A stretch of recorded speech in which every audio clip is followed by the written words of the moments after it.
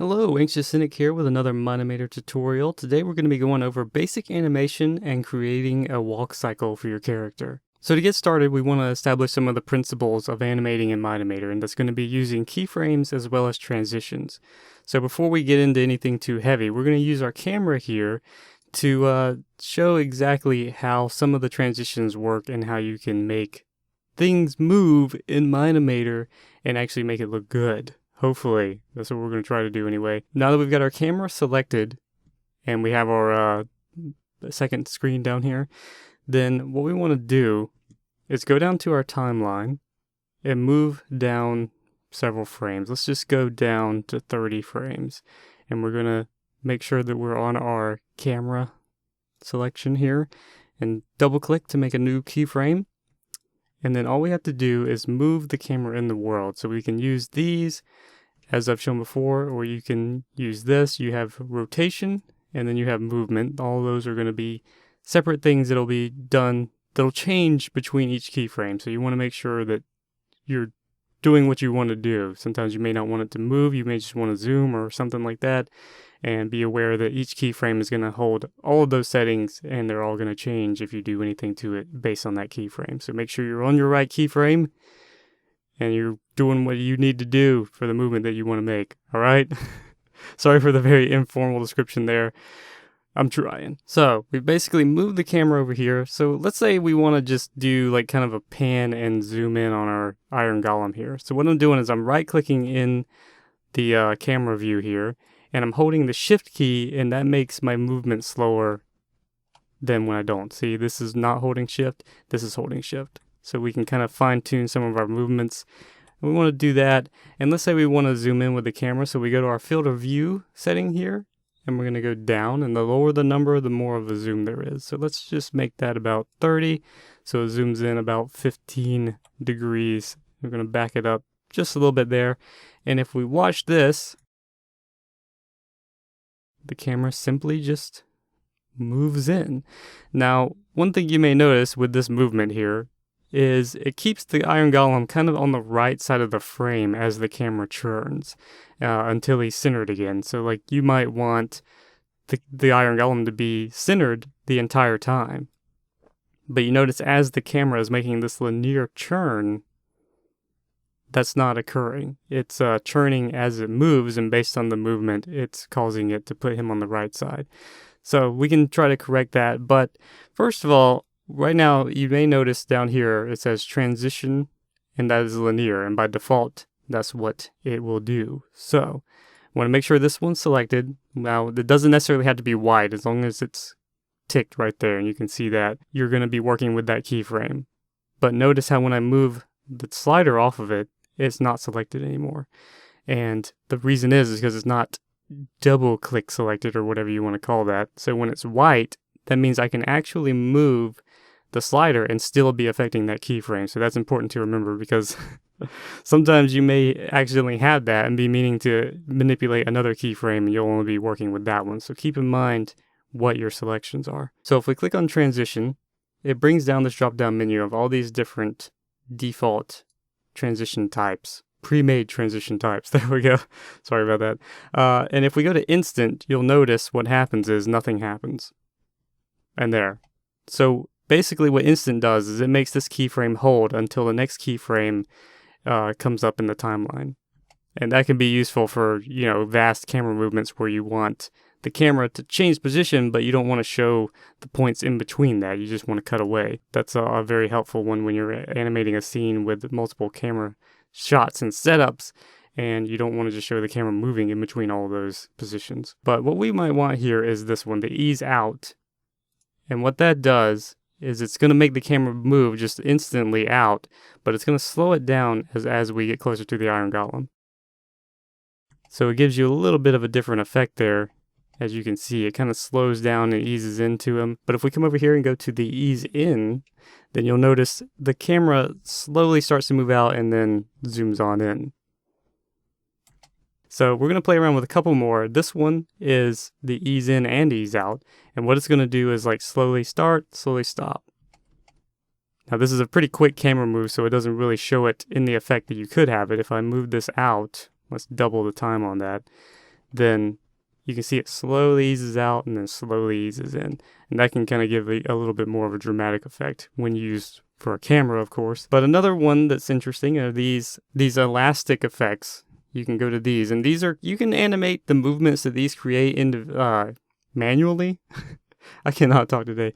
You can animate them manually, but this is a good way to get a quick effect, and you know, it might serve the purpose that you want, or you may want something a little more fine-tuned. You can try doing it yourself. Sorry about that. My dog interrupted me. Okay, so if you click on this one, you'll notice what the camera does here is a little bit of an exaggerated movement. Obviously, I don't think you really would have much use for this with a camera unless you're doing some pretty wacky cinematography in your animation. But it can be very useful for a cartoonish move. Notice how the camera over here is moving back and forth. So using that for an object, or like say a person's running and you want them to stop and kind of bounce around a little bit, that's a pretty good pre-made animation within that transition that you can use. So now that we've got that set up, we're just going to go ahead and put this back on linear. We're going to remove this keyframe. And now that we've got like the basic principles of how to animate and how to use transitions to animate, what we want to do is create another character. If I click on the right thing, we want to go to the crafting table, and we want to go and create another character here. Now we're just going to leave this guy human. So we're going to have him in here, and we're going to rotate him. We want him to be facing the iron golem here. So we're going to go ahead and put 180 into this, and that will rotate him 180 degrees. So we're going to go ahead and make sure that he's lined up directly with our iron golem, because you can move diagonally, but it's a little bit tricky, and we just want to make this as simple as possible. So what we've got here is our Minecraft Steve, and let's just, for the sake of the scene here, let's get our iron golem facing Steve. There we go. All right, so he's like holding out the disc. He's like, hey man, why don't you come over here and get it? Why don't you take it from me if you can? So first thing we want to do with a walk cycle is establish the first movement. Now, depending on what kind of movement, the speed, and how you want the character to walk, there's any number of ways you can do this. This is just a basic walk cycle.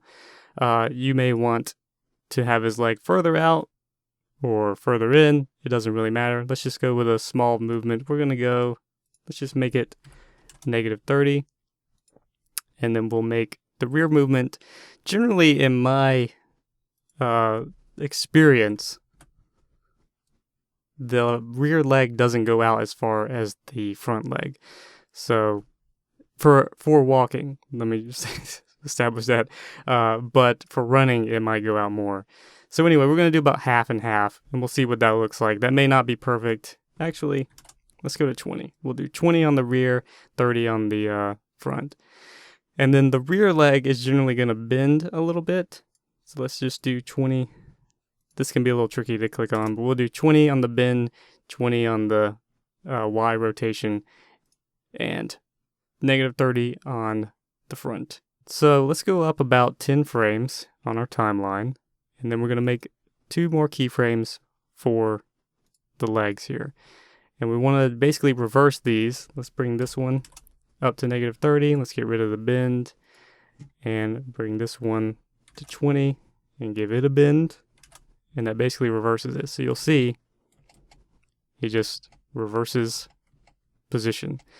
And you may want, like, this is just using whole numbers and everything. You'll probably want to vary this up to make the walk cycle a little more natural, but that's perhaps a little more advanced than what we're getting into for now. So we'll just leave it at this. So now that we've got that, and it's pretty rigid, it's not a whole lot going on. It's like just kind of scissor across each other. What we want to do is go to the halfway frame on the leg that's coming forward. So we're going to select this leg. This is the left leg. And we're going to come to the halfway point, and we're going to make another keyframe, and we're going to bend the leg a little bit more. Let's make it, we'll try 50. 45 actually looked okay, but just for the sake of the tutorial here. And you may notice how the leg comes up and bends and then shoots out. And that's generally how characters walk, or how people might walk. Your leg comes up and then juts out for the next step. And so now you've created this movement, and what you want to do is copy this for the other direction, for the other leg. Select all these by dragging over, just like that. Hit Control C, and then Control V, and that copies our movement. And what this is going to do is have that same movement, but in between this one, we don't have the bending movement for the right leg. So we're going to go ahead and put another keyframe there, and then bend this one. We'll do about 50. We'll just keep all the numbers about the same. And then what we should have is a little bit more natural walk cycle. This is still pretty rough. You still want to do some work on this, but this is basically what you're going to end up with. So you may notice here in the walk cycle, there's a slight glitch. Like his leg is kind of bending. In my opinion, it's bending a little too soon.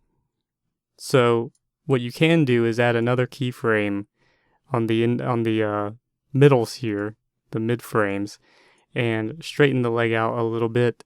So let's say it'll only bend about 5 at this point. So then when we walk, it looks maybe just a little bit more natural. Anyway, now that we've got this set up, what you want to do is note the position of the legs and copy your keyframe so that it's easy to just duplicate this effect for the duration that you need. What we do is we have it ending with the right leg back, and what we want to do is get to a midpoint of the left leg coming forward then. Of the right leg coming forward. I'm sorry. So what we'll do is we'll select these, we'll copy, and we'll paste, and we'll bring them about 5 frames up. So we should have a consistent walk cycle. There we go. So as you can see, this is just for the legs. Like the leg, nothing else on the body is moving. So what we want to do is give this walk cycle a little bit more life. Let's drag this up so we can see a little better. And bring down the body. And you don't have to do that for the head because he doesn't have a hat, and we wouldn't be really animating a hat anyway. So, all right. What you want to do now is basically sync the movements of the arms with the legs. So what we're going to do is create the keyframes here and here. And what you want is opposite arm forward, opposite leg forward. So most people generally will walk like this. We'll do -30 on that one. Very similar to how we did the legs. -20. And then we'll reverse these. And then duplicate that effect every 10 frames. And then what you get is this. Now that's very basic. You may want to add some actual bending to the arms here, especially the arm that comes forward generally. You might actually bend a little bit. So let's go to those and do 10. So, okay, we want his arm to bend when he comes forward. So another thing you can do here is double click and hold shift on each keyframe that you want. So since we have an alternating pattern here, we're going to do that. So you get this nice rocky looking selection here, and then we're going to go up here and do 10. And what that'll do is at each keyframe there is going to put all of those to go to 10 at that point.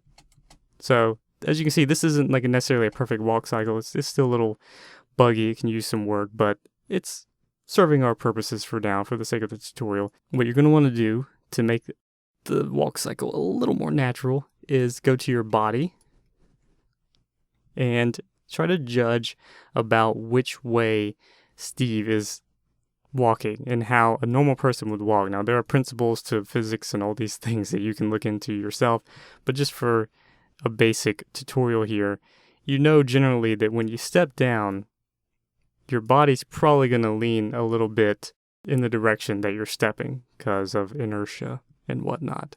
So what we can do is rotate the body just a little bit, not a whole lot. It depends on the exaggeration of the movement here. And we're going to put it about there every time he steps down. And then also, when you walk, you generally might have a little bit of a twist. So at this point where his legs are the most farthest apart, what you want to do is kind of have the body twisting. a little bit. Not a whole lot. We'll mess with the Z. Let's just make it about 1.5. And then on this other side, we'll do negative 1.5. It gives you a little bit more of a natural movement of the character's body. Alright, so you may notice that we're running into a little bit of a glitch here with the tilting of the body. So what we're going to do is go ahead and get rid of that. And so by selecting all of these and right-clicking on the tilt axis rotation.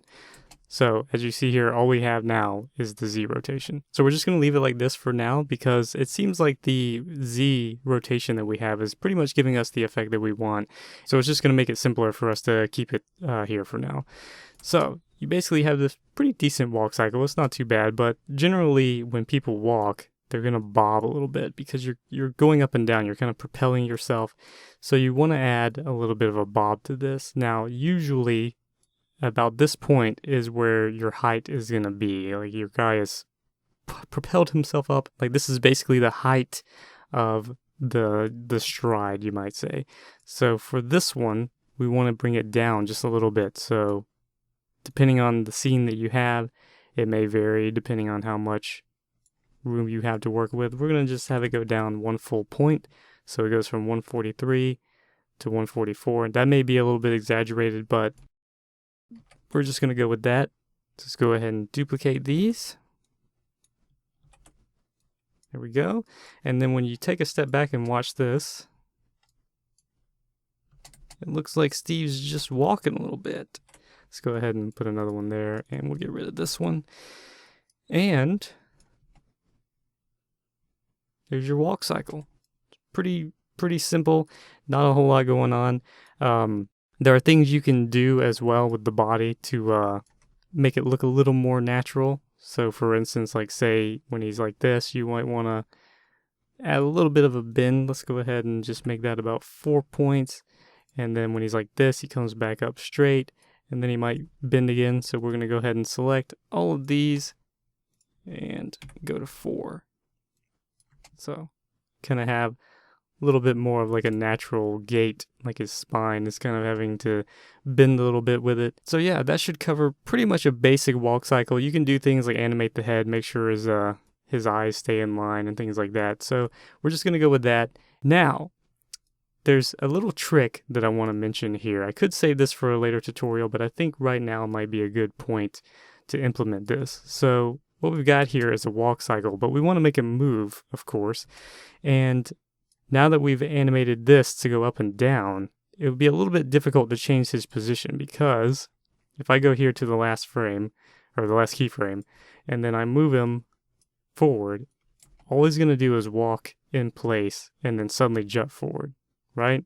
So what we're going to do is we're going to go up here and create a new folder. We have this folder here. It's created right on our Steve, or under him actually. Okay. So what we're going to do is we're going to put it up here. And basically a folder is just like an empty object in the world. So what we're going to do is select our Steve, our human, and we're going to parent him to that folder. And he disappears. Oh no. So we're going to have to go down here and drop down this and reset his position so that now he is where the folder is. And the folder is at this position, but we want Steve to be on the ground. So what we may actually have to do is offset Steve just a little bit. Let's go ahead and make our folder at 150 for the ease of positioning our character here. And that way we can give Steve a whole number. -7. I forgot. Okay, we're going to want to do this for all of the keyframes here. So make sure all those are selected. Generally, this is something I would set up in the beginning before you go into animating anything, but for the sake of the tutorial, I've done it backwards. My apologies if that's confusing, but basically you probably want to do this in the beginning and then start animating. Now that we've got our Steve where we need him to be, we're going to go ahead and move him down. There we go. And this is, of course, going to mess up the bob that we have on our walk cycle.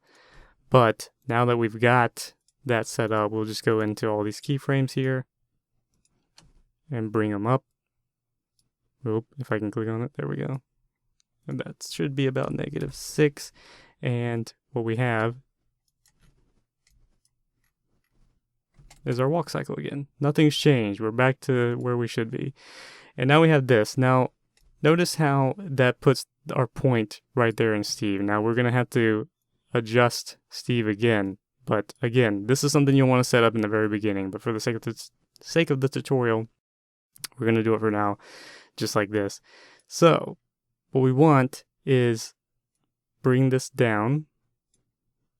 And then when we select this, we want to, like, wherever you want your rotation point to be. Note that on your human character, the rotation point is down here. So if you want to make him do a flip or something, he's not going to be flipping at the center of his rotation, which would probably be around his hips.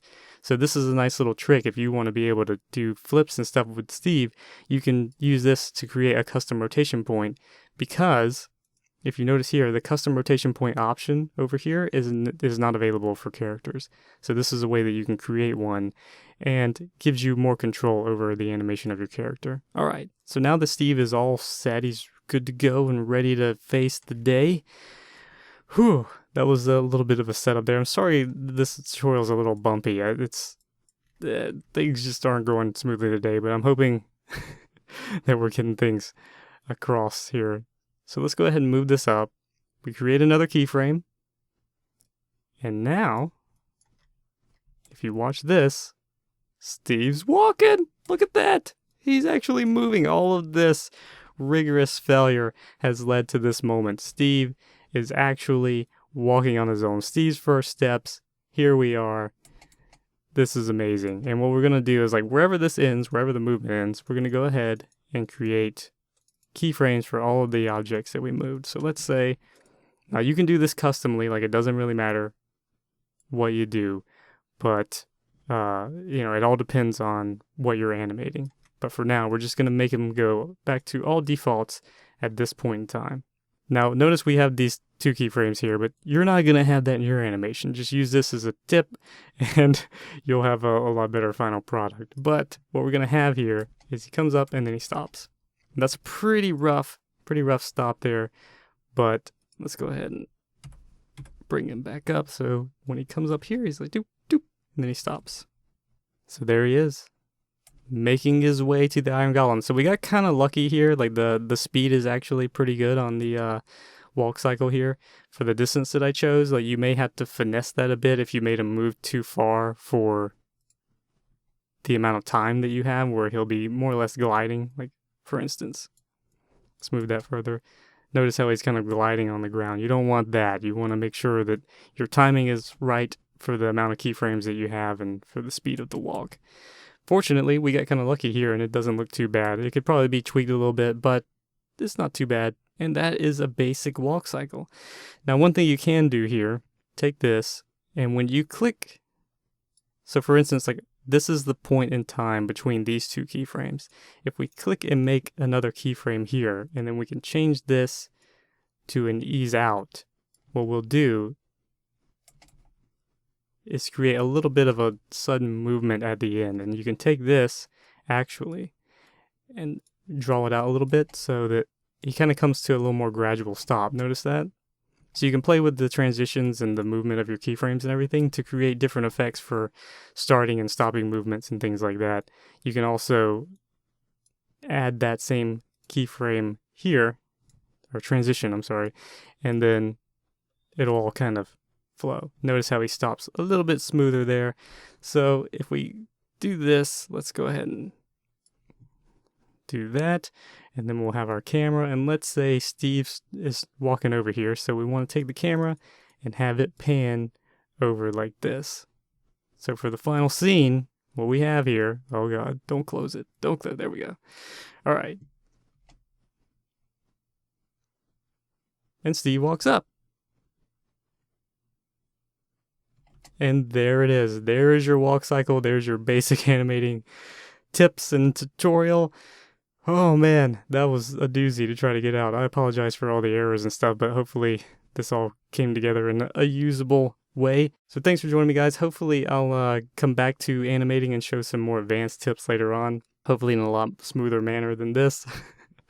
But yeah, that should do it. That's animating and walk cycle with Mine-imator.